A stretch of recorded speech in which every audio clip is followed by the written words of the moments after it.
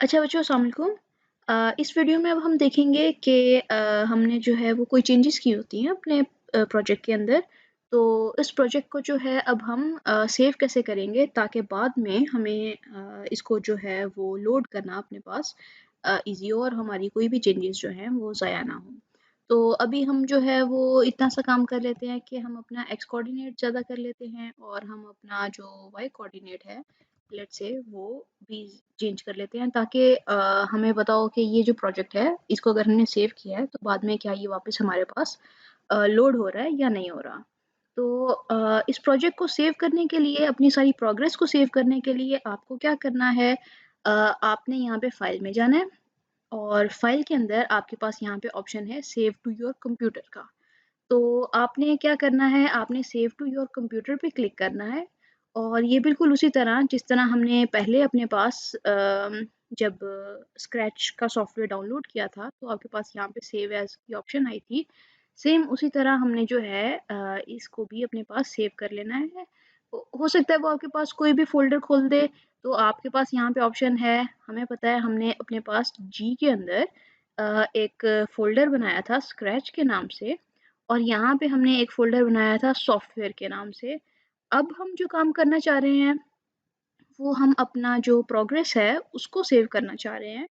तो एक काम तो आप ये कर सकते हैं कि यहाँ पे अपने पास फ़ाइल एक्सप्लोरर में जाके दोबारा वहाँ पे नया फ़ोल्डर क्रिएट कर लें। उसके अलावा आपके पास यहाँ पे भी ऑप्शन होती है कि आपके पास न्यू फ़ोल्डर का यहाँ पे लिखा हुआ आ रहा है। तो अगर आप इसके ऊपर क्रिएट न्यू फ़ोल्डर पे क्लिक करते हैं, तो वो आपको स्क्रैच के फ़ोल्डर के अंदर ही एक नया फ़ोल्डर क्रिएट करके दे देगा।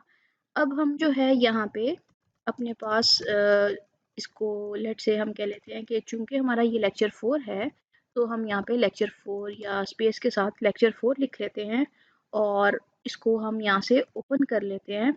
तो अब आप यहाँ पे देखें कि इसके ऊपर मैंने डबल क्लिक किया तो अब हम स्क्रैच के अंदर लेक्चर 4 के अंदर आ गए हैं।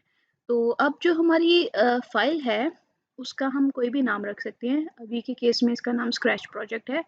तो हम इसका नाम जो है वो चेंज करके लेट्स से कर लेते हैं लोकेशन ऑफ स्प्राइट या हम कह सकते हैं लोकेशन ऑफ कैट।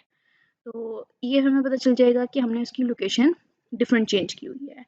तो यहाँ पे आगे देखें कि डॉट SB3 जो है ये इसकी एक्सटेंशन है जिससे कंप्यूटर को पता चलेगा कि उसने ये वाली फाइल जो है वो आपके पास हमेशा स्क्रैच के अंदर ही खोलनी है।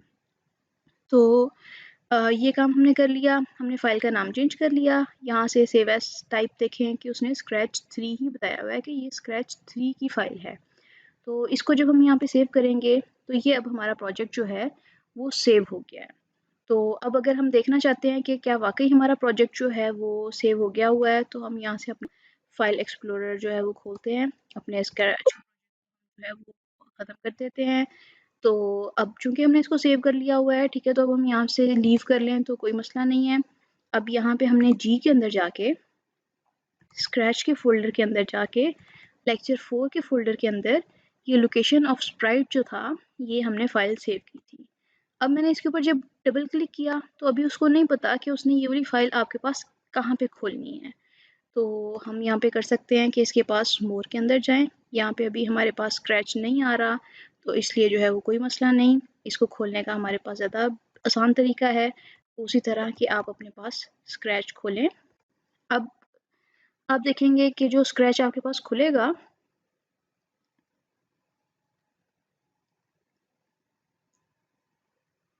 इसके अंदर आपके पास एक्स और वाई की लोकेशन 0 आ रही है और स्प्राइट का नाम भी आपके पास स्प्राइट 1 लिखा हुआ आ रहा है।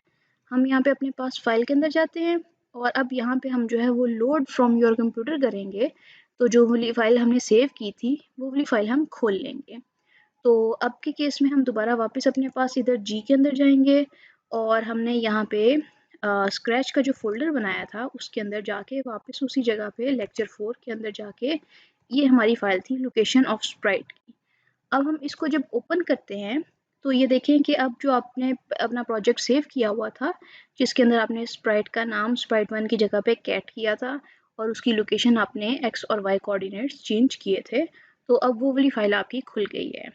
तो इस तरह अब हम आहिस्ता-आहिस्ता अपने जो प्रोजेक्ट है उसके अंदर काम करते जाएँगे और आपको जो है वो अपनी सारी प्रोग्रेस पिछली मेंटेन करनी है ताकि बाद में कभी भी आपको जब ज़रूरत पड़े तो आप वो वाली फाइल्स दोबारा खोल सकते हो।